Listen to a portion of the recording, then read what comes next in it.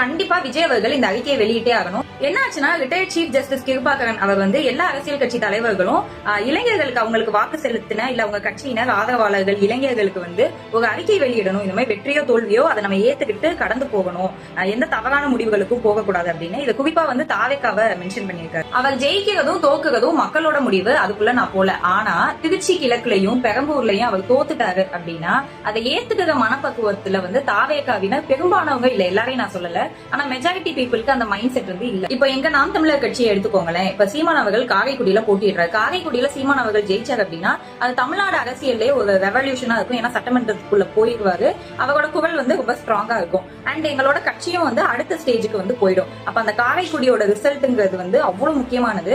அவர் கண்டிப்பா அங்க ஜெயிச்சிருவாரு. இன்னும் கேஸ் ஒருவேளை தோத்துட்டாரு அப்படின்னா அதை நினைச்சு நாங்க எல்லாம் ஃபீல் பண்ணுவோமா அப்படின்னா கண்டிப்பா ஒரு 1 வீக் ஃபீல் பண்ணுவோம்னு வச்சுக்கோங்க. ஆனா அதுக்கடுத்து திரும்ப பேக் டு ரீசெட் மோட் ஆயிடுவோம். ஏன்னா சீமான் அவர்கள் எங்களை ட்ரெயின் பண்ணது அந்த மாதிரி ஆரம்ப கட்ட காலத்துல இருந்தே வென்றால் மகிழ்ச்சி தோற்றால் பயிற்சி அப்படின்னு வெற்றியும் தோல்வியும் வீரனுக்கு ஜகஜம் அப்படிங்கிற மாதிரி நாங்கெல்லாம் மோல்ட் ஆயிட்டோம்.